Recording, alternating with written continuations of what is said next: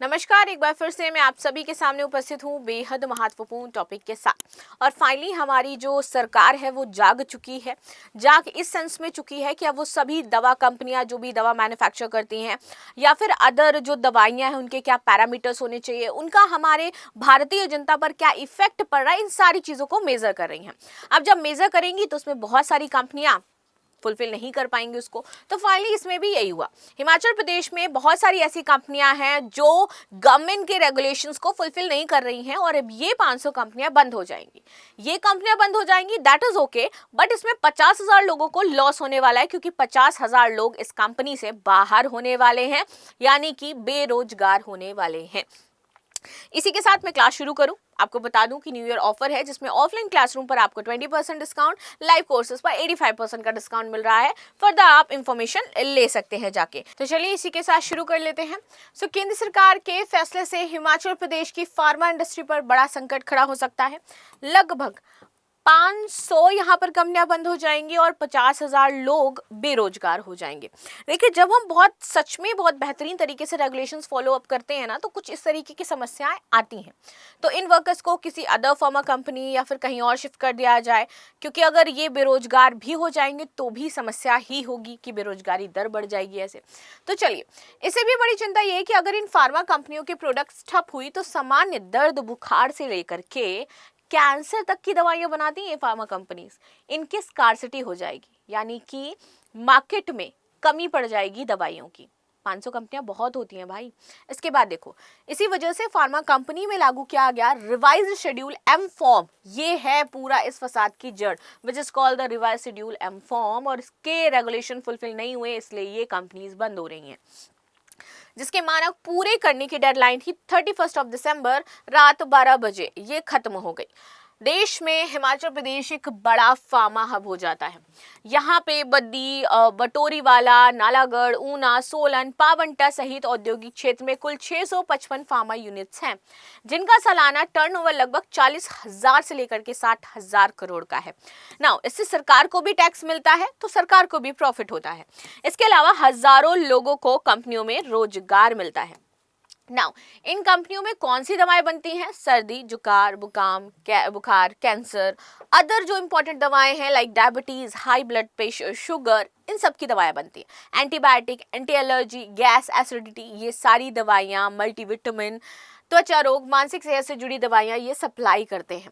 केंद्र ने revised M form कब लागू किया? देखो, केंद्र सरकार के अधीन आते ही केंद्रीय औषधि मानक नियंत्रण संगठन ने करीब 1.5 साल पहले ये फॉर्म हमारा लागू किया था, रिवाइज्ड फॉर्म।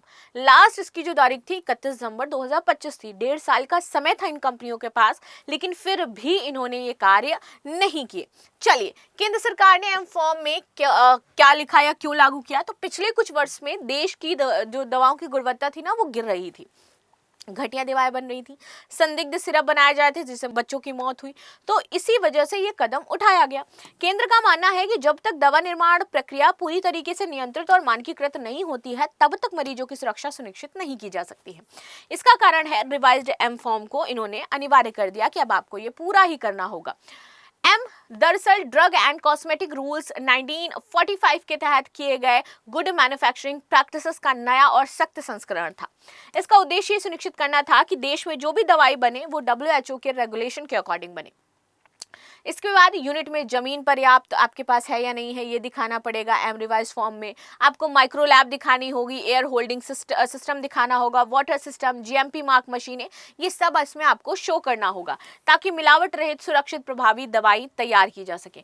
इसी तरह दवा निर्माण से जुड़े हर चरण के लिए स्पष्ट और सख्त नियम तय किए गए हैं, जिनमें उत्पादन क्षेत्र का डिजाइन, स्वच्छता, आधुनिक प्रमाणिकता, मशीनरी का उपयोग और मॉडर्न लैब तथा टेक्नोलॉजी आपकी शामिल थी। कंपनी मानकों को पूरा क्यों नहीं कर सकी? MSME कैटेगरी की है कंपनी, यहाँ पर बहुत सारी जितनी भी हैं, ठीक है। नए मानकों पर खरा उतरना इनके लिए समान नहीं था, बिकॉज वाटर सिस्टम, हैंडलिंग, ये सब लगाने के लिए बहुत ज्यादा इंफ्रास्ट्रक्चर विकसित करना था इनको, और ये विकसित नहीं कर सकती थी, राइट। अब देखो, विकसित क्यों नहीं कर सकती थी? क्योंकि तीनों सेक्शन चलाने के लिए 900 मीटर की जमीन जरूरी है, जो इनमें सिर्फ टैबलेट और कैप्सूल का ही चला रहे थे।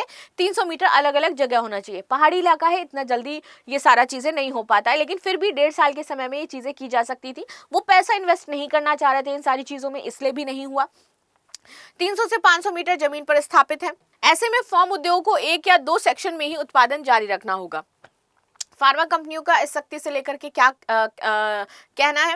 तो इनका कहना है कि हम लगातार अपनी क्षमता के अनुसार विकास कर रहे हैं, इसमें सुधार कर रहे हैं और जल्द ही हम इन सारी चीज़ों को ठीक भी कर लेंगे। क्या मानक ना पूरा करने वाली कंपनियां बंद हो जाएंगी? तो ऐसा नहीं है कि मानक नहीं पूरी करने वाली कंपनियां पूरी तरीके से बंद हो जाएंगी, लेकिन उनको टाइम दिया जाएगा अतिरिक्त 1-2 महीने से, इससे ज़्यादा का नहीं। एंड देन उनको आगे इसको कंटिन्यू करना होगा अपने इन रेगुलेशंस को फॉलो अप करते हुए, तब नहीं तो ये पूरी तरीके से ठप हो जाएंगी। सो न्यू ईयर ऑफर है, यूपीएससी का कंप्लीट बैच आपको मात्र 65,000 में मिल रहा है, जो बैच आपका 3 लाख का था। तो आपको अगर इससे फर्दर इन्फॉर्मेशन चाहिए 9555124124 नंबर है, इस पर कॉन्टैक्ट कर सकते हैं। हम मिलते हैं नेक्स्ट क्लास में, तब तक के लिए धन्यवाद। लाइक शेयर सब्सक्राइब करना बिल्कुल भी ना भूलें and thank you so much.